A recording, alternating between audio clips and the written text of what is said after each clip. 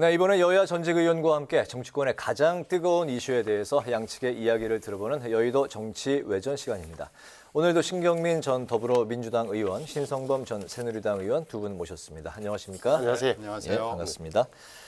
1년 전 오늘이 바로 그 윤석열 대통령이 이제 취임했던 날인데요. 윤 대통령이 오늘 오전에 자신의 SNS를 통해서 숨가쁘게 달려온 1년, 앞으로도 국민만 바라보고 일하겠다 이렇게 이제 밝혔습니다.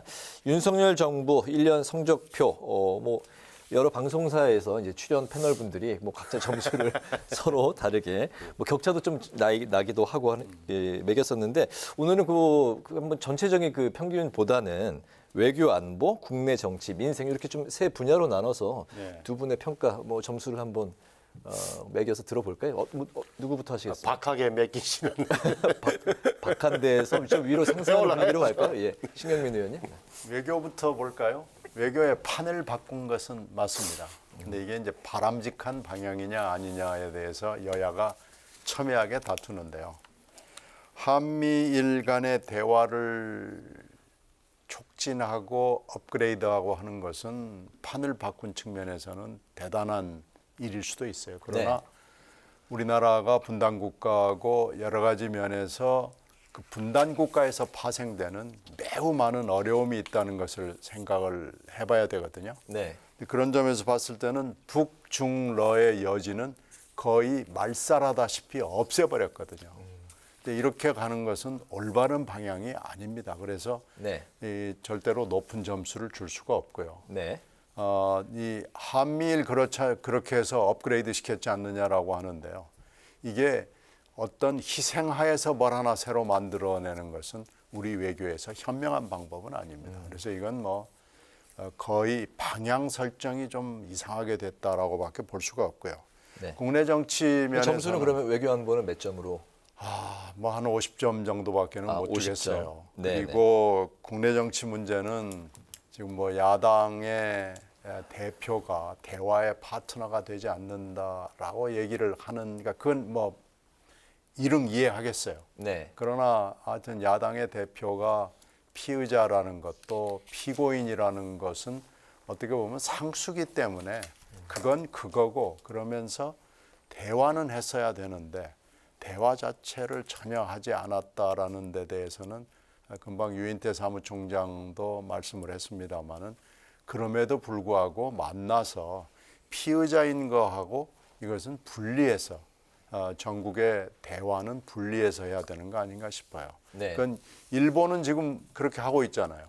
지금 일본은 과거사 문제는 과거사 문제고 네. 현안 문제는 현안이다 그래서 그렇게 하면서 국내적으로는 왜 그렇게 할 수 없는지 저는 좀 이해가 되지 않습니다. 그러면서 피의자는 피의자고 국정의 파트너로서 야당의 대표는 대표고 이렇게 해야 되는 거 아닌가 싶어요. 야당 대표를 만나지 않고 소통을 안 했던 게 가장 큰 감점 요인이군요. 그렇죠. 국내 정치는 그럼 몇 점으로?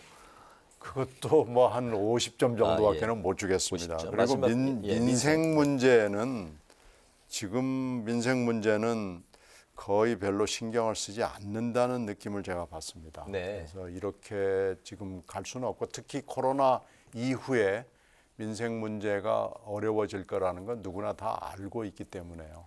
민생 문제를 이렇게 방치해둬서는 안 되는 것 같고요. 특히 최근에 얘기했던 문제, 환경 문제, 원전 문제에 대해서 다른 소리하면 인사조치하겠다는 것은 이것은 협박입니다.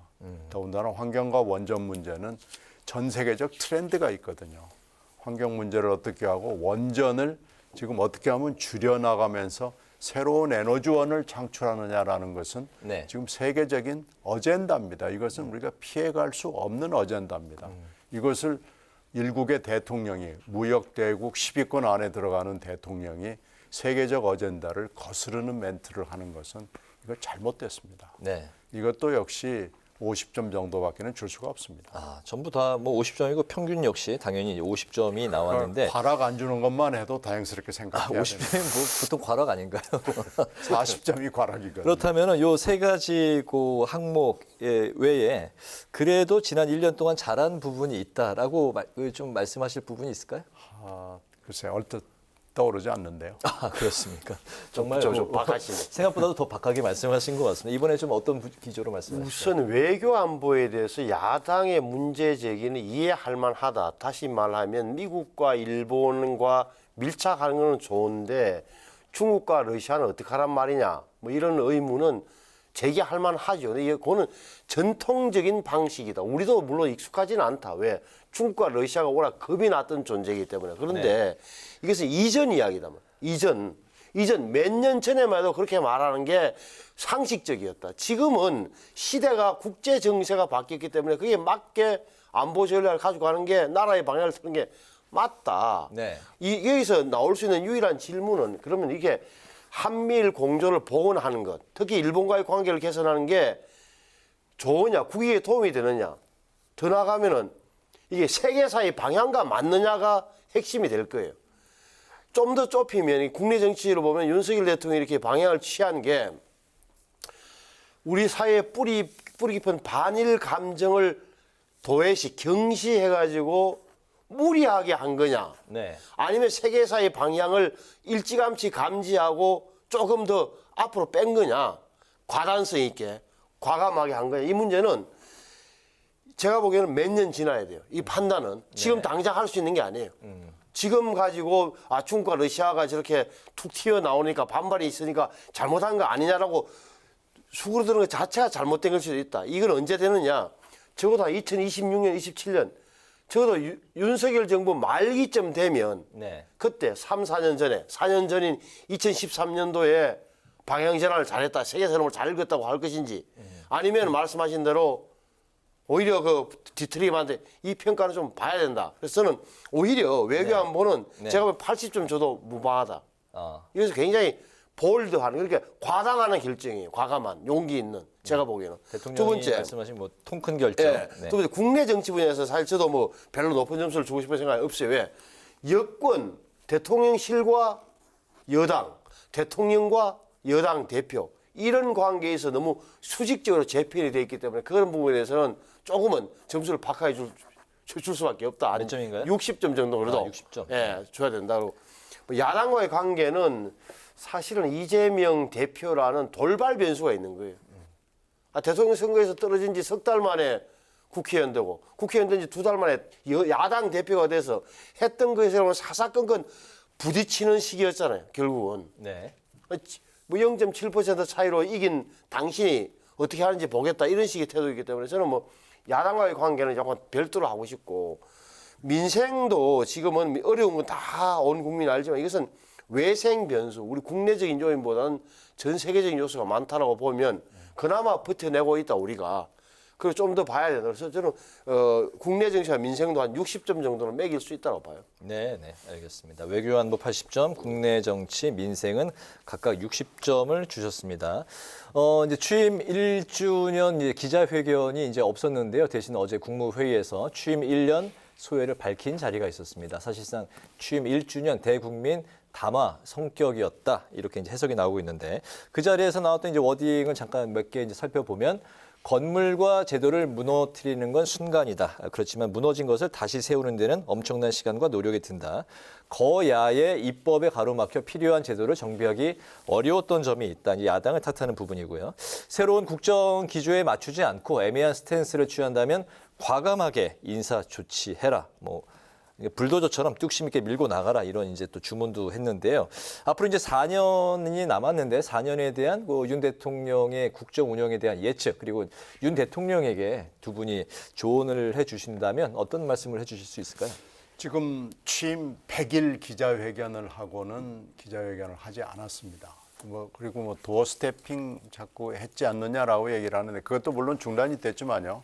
도어 스태핑은 기자회견이라고 얘기할 수는 없어요. 네. 도어 스태핑 자체를 하기로 결정한 것도 저는 좀 납득을 하지 못하겠어요. 도어 스태핑은 절대 언론과의 정상적이고 진지한 접촉이라고 볼 수는 없습니다. 그런데 지금 그 이후에 아무런 기자회견이 없거든요. 1대1 어떤 특정 언론과의 기자회견 정도가 있는 건데요.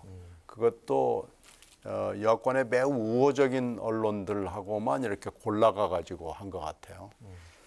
그러니까 뭐 어떤 예상이니 뭐 이런 거보다도 좀 들어야 되는 거 아닌가요? 그리고 비판을 하는 데 대해서 일단 좀 들어보고 그다음에 뭐 반응을 보이고 이래야 되는데 일단 들으려고 하지를 않는데 저는 문제가 있다고 생각합니다. 각계 무슨 이슈를 얘기하는 것보다는 이런 그런 태도에 문제가 있는 거 아닌가 싶어요. 그리고 이 국무회의를 뭐 20분씩 10분, 10몇 분씩 이렇게 중계 방송하는 건 새로운 방식입니다. 이건 거의 담화 수준인데 네.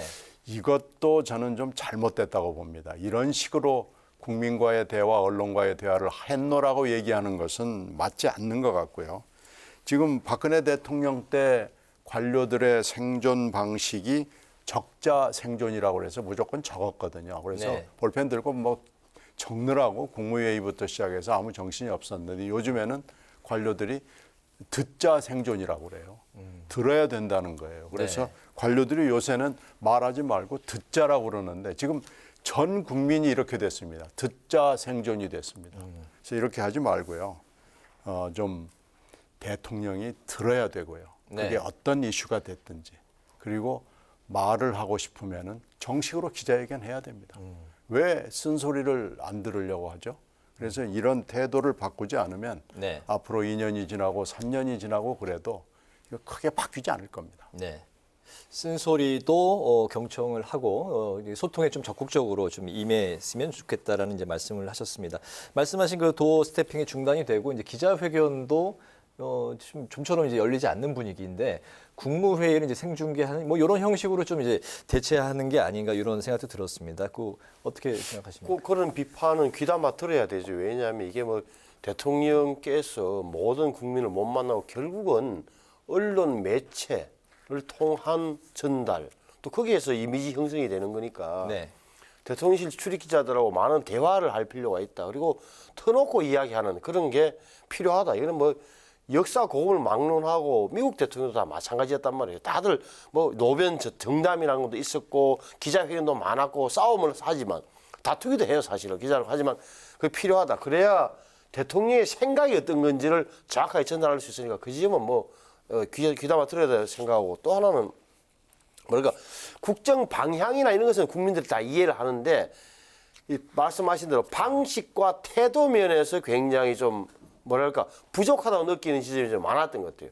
흔히들 하는 말 우리 방송하면서도 이렇게 평론가들 하는 말이 대통령이 무슨 뜻인지는 알겠는데라는 사족을 붙이는 이유가 뭐겠어요.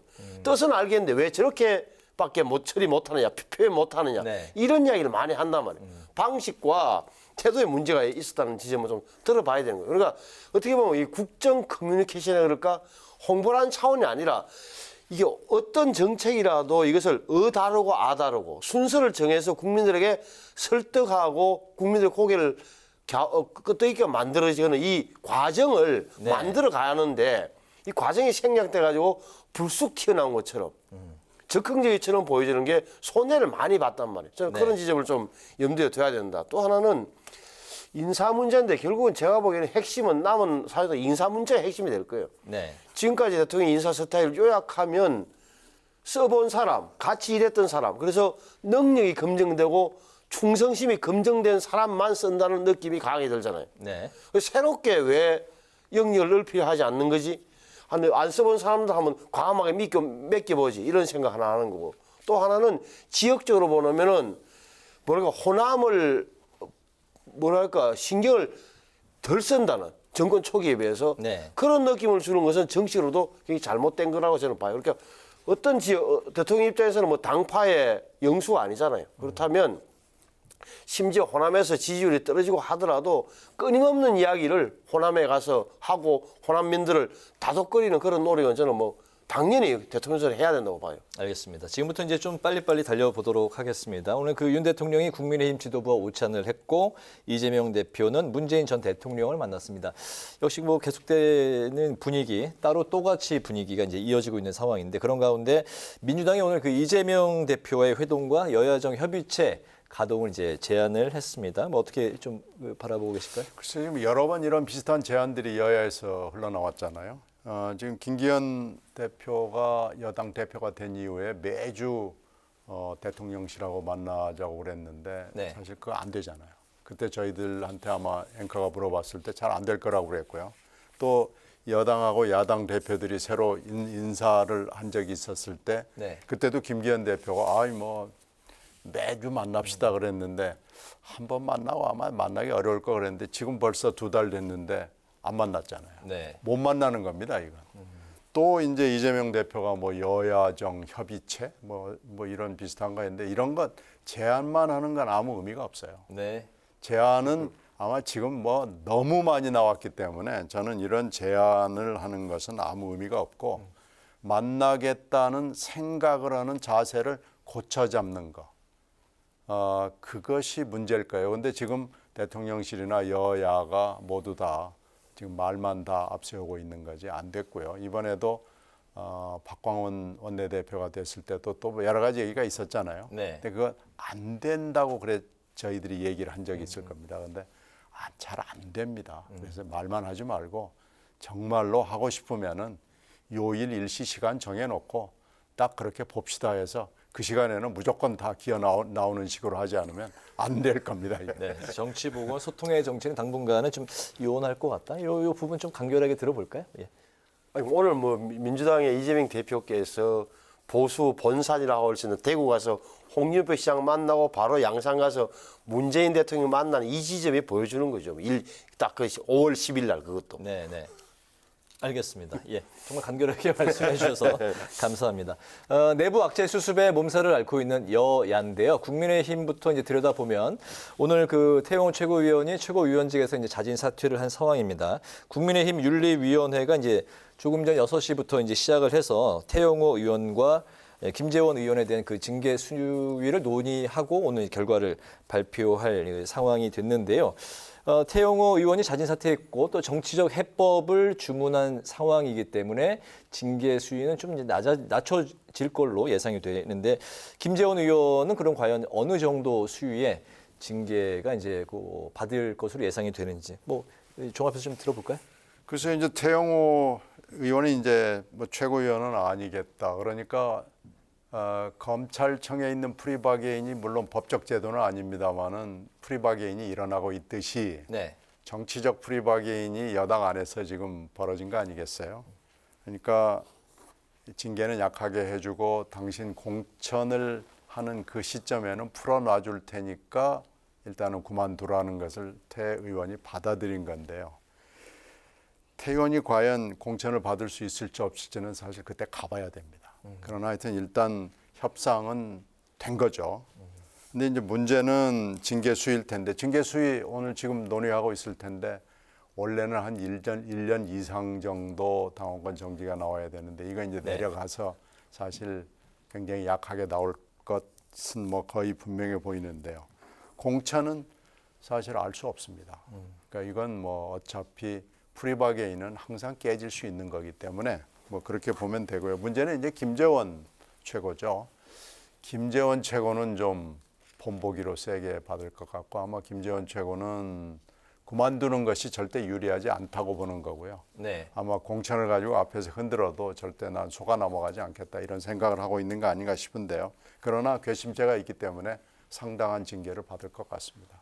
네, 징계 수위와 이제 기간이 이제 좀 차별화돼서 나올 걸로 이제 예상을 하고 계시네요. 네. 그러니까 이제 태호 최고는 어떻게 되냐면 사퇴 안 하면, 그러니까 태호 의원을 사퇴 안 하면 정치 생명이 끝난다는 사실은 필지, 주지의 사실이었고 사퇴하면 그나마 여지가 남다. 여지가 남는다 하는 것은 네. 한간에서 이야기한 것처럼 공천을 보장받고 이런 건 누구도 보장해 줄 수 없어요. 지금 체제에서. 네. 대통령도 윤석열 대통령도 공천 보장 못 해요. 그러니까 그거는 다만 나중에 봅시다. 당신이 사퇴하면 여지를 좀 남겨놨다고 보는 게 맞는 것 같고 네. 이렇게 해서 김재원 최고는 뭐 중징계로 불가피하게 갈 것 같은데 왜 김재원 최고는 그럼 왜 사퇴 안 할까? 결국은 사퇴해본들 정치로 크게 달라질 게 없다고 보는 거고 그래서 네. 끝까지 아마 버티기로 갈 텐데 결국은 지금 8일 그제에서 오늘로 미루는 이유도 뭐 김재원 최고 사퇴하라고 압박하는 것보다는 오히려 그렇게 준비할 것 나중에 징계 받고 나서 징계 결정되고 나서 재심 청구 법원에 가처분 신청 이런 게 법률가니까 대비해서 시간을 좀 준 것 이하도 아닌 것으로 보여져요. 알겠습니다. 두 의원에 대한 그 징계 여부, 징계 수위는 이제 오래지 않아서 이제 오늘 지금부터 오래지 않아서 이제 발표가 될 것 같습니다. 또 이제 지켜보면 될 것 같고요. 이번엔 그 민주당 상황으로 이제 가보겠습니다. 국민의힘이 이제 사퇴 수습이 돼 가면서 상대적으로 민주당은 이제 더 압박을 이제 받게 됐습니다. 김남국 의원의 이제 해명과 당의 진상조사 결정에도 오늘 코인이 60억 말고도 26억이 더 있다는 의혹이 이제 추가로 또 이제 나오면서 논란이 더 확산되고 있는 양상인데 김남국 코인 사태, 이 민주당의 돈봉투보다도 더 좀 위력이 세 보입니다. 어떻게 생각하십니까? 법률적으로는 물론 송영길 돈봉투 사건이 크죠. 이건 뭐 전당대회를 망가뜨린 거니까요. 네. 그리고 이건 뭐 여러 가지 법을 어긴 거죠. 그런데 실제로 정치적 파장은 김남국 의원 문제가 오히려 더 클 수도 있습니다. 이건 특히 젊은 세대에게 주는 영향은 굉장히 큽니다. 네. 그래서 뭐 지금 더블 리스크로 전현직 대표가 관련이 돼서 굉장히 당이 어려운 상황인데요. 민주당이 더블 리스크 플러스 하나를 더해서 이게 트리플 리스크로 지금 가게 됐고 마지막 트리플 리스크는 당의 원군이 없습니다. 당의 고참 의원부터 시작해서 젊은 의원들까지 포함해서 선수를 막론하고 김남국 의원이 법을 어겼냐 안 어겼느냐는 게 중요한 게 아니고 네. 어떻게 국회의원이 이럴 수가 있느냐라는 정치적, 도의적, 뭐 윤리적 책임까지 포함을 해서 이건 국민들한테 할 얘기가 없는 거예요. 네. 그래서 지금 뭐 모든 의원들이 다 이래서는 안 된다라고 얘기를 했고 그 압박에 시달린 나머지 지금 어저께 사과를 했죠. 네. 그리고 오늘은 당의 그 조사기구 외부 인사가 참여한 조사기구 요청을 했고 지금 이걸 수습해 보려고 노력을 하는 건데요. 저는 원칙적으로 수사는 수사대로 진행하되 당이 이 대책기구를 빨리 조성을 해서 이걸 조사에 들어가야 되는 게 맞고요. 마찬가지로 이 건과 별도로는 이 더블 리스크도 원칙적으로 대응을 해야 된다고 봅니다. 그래서 이 트리플 리스크를 극복을 해나가는 몸짓을 당이 적극적으로 보여줘야 된다고 생각합니다. 네. 이준석 전 대표도 이제 코인 투자를 이제 본인이 했었고 상당한 수익을 이제 올렸었다 이렇게 방송에서도 여러 차례 이야기를 했는데 그때는 전혀 이런 문제가 되지 않았었거든요. 이번에 김남국 의원 요 사안하고는 어떻게 이게 좀 차별화가 되는 건지 같이 곁들여서 좀 들어볼까요? 이준석은 야인 생활할 때 했던 거고 지금 김남국 의원은 2021년에 했다는 거 아니에요? 2021년도에 네. 초에 자 전세 자금을 빼서 그걸로 위믹스에 투자를 시작했다. 국회의원 되고 나 2021년은 2020년에 됐잖아요. 네. 그게 전도가 뭐랄까 그리고 재산 등록 한번 보세요. 공개한 게 재산 신고한 게 국회의원 처음 됐을 때 8억, 그 다음에 2021년도에 11억, 2020년도에 12억, 올해 15억. 이분이 도대체 국회의원 생활을 하는 건지 아니면은 코인 투자나 주식 투자를 하면서 재테크에 신경을 쓰는 건지 모를 정도잖아요. 물론 이게 법률적으로는 뭐 문제 안 된다고 그래서 넘어갈 수는 있겠어, 치더라도 상식적으로 본다면 그 바쁜 의정 활동에 매일 이것만 두드렸나 하는 생각이 들겠어요, 안 들겠어요?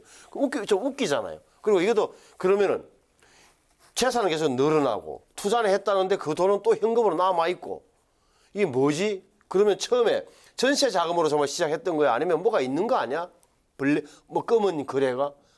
의심이 들고. 두 번째는 현역 의원으로서 이렇게 하면 이게 전 재산의 거의 8, 90%를 이렇게 이른바 몰빵 투자를 하는 건데 이렇게 자신 있게 흔히 하는 말로 지르는 데는 투자하는 데는 내부자 정보 없이 이렇게 가능했겠느냐는 또 하나의 대목이 생기는 거죠. 네. 수사에서는 밝히겠죠. 그래서 저는 이런 분이 보시오. 82년생 41살. 그 2012년도에 변호사 시험 1기가 된 거예요. 이 국회를 들어올 때쯤은 변호사생활 7년 또는 8년 차였다고.